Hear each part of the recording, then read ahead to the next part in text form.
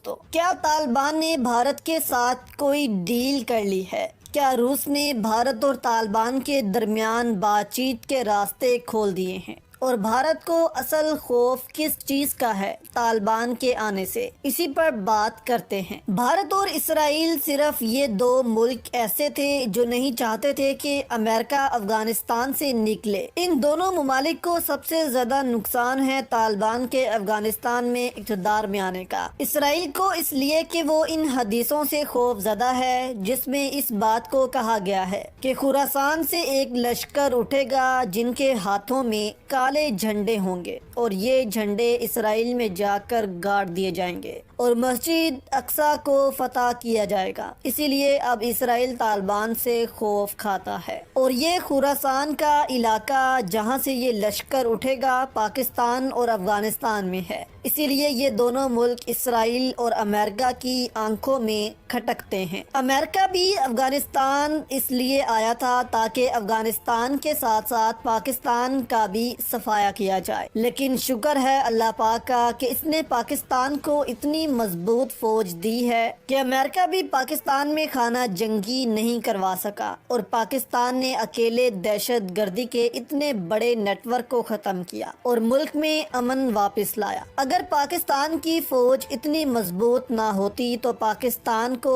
امریکہ بہت نقصان پہنچا چکا ہوتا۔ اب اسرائیل کے بعد ہے بھارت، جو نہیں چاہتا تھا کہ امریکہ افغانستان سے نکلے۔ اسی لیے تو بھارت نے ایسی چالیں چلیں جس کی وجہ سے امریکہ افغانستان میں رہنے پر مجبور ہو گیا، لیکن اس بار امریکہ نے پکا فیصلہ کیا اور اس جنگ سے نکل گیا اور بھارت کو چیختا ہوا چھوڑ گیا۔ جبکہ بہت سے ملک کہہ رہے ہیں کہ امریکہ نے جلد بازی میں افغانستان کو چھوڑا ہے۔ پہلے امریکہ کو افغانستان کے لیے ایک حل تلاش کرنا چاہیے تھا جس پر افغان حکومت اور طالبان دونوں متفق ہوتے، لیکن اب جو صورتحال بن چکی ہے اس سے یہی لگ رہا ہے کہ افغانستان خانہ جنگی کی طرف بڑھ رہا ہے، اور لگ بھی ایسا ہی رہا ہے جیسے امریکہ بھی یہی چاہتا تھا کہ افغانستان میں خانہ جنگی ہو۔ جبکہ بھارت طالبان کے آنے سے اس لیے خوف زدہ ہے کیونکہ بھارت اب افغانستان میں بیٹھ کر پاکستان اور سی پیک کے خلاف منصوبہ بندی نہیں کر پائے گا، اور نہ ہی طالبان بھارت کو ایسا کرنے دیں گے جس سے پاکستان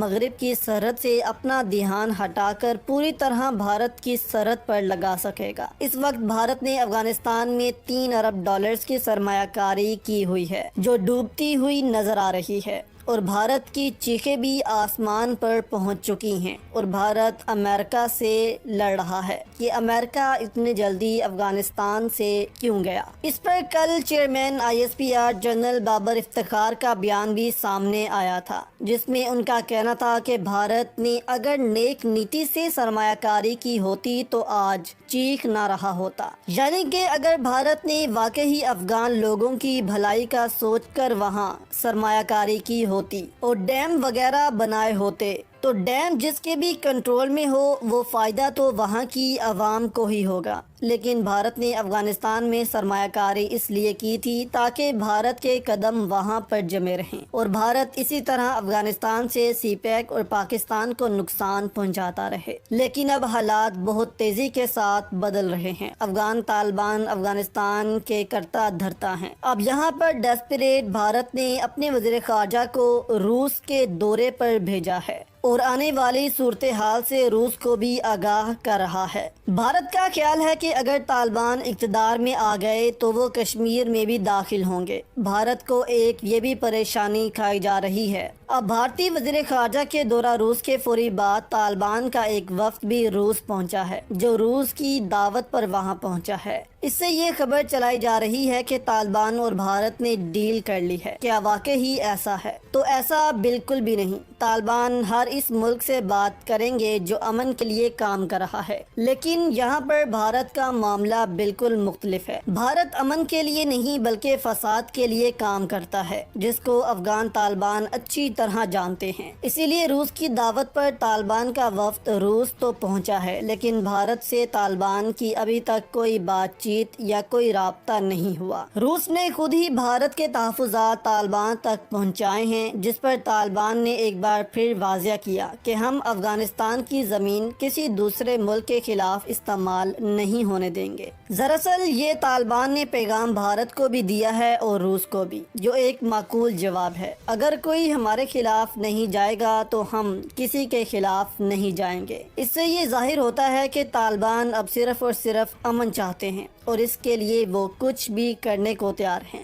دوسری جانب افغان حکومت طالبان کے خلاف آپریشن شروع کیے ہوئے ہے، جس کی وجہ سے طالبان کو بھی جوابی کارروائی کرنا پڑ رہی ہے، اور اگر حالات ایسے ہی رہے تو افغانستان ایک بار پھر سے خانہ جنگی کی طرف بڑھ جائے گا، جو افغانستان کے ساتھ ساتھ پاکستان کے لیے بھی اچھا نہیں ہوگا۔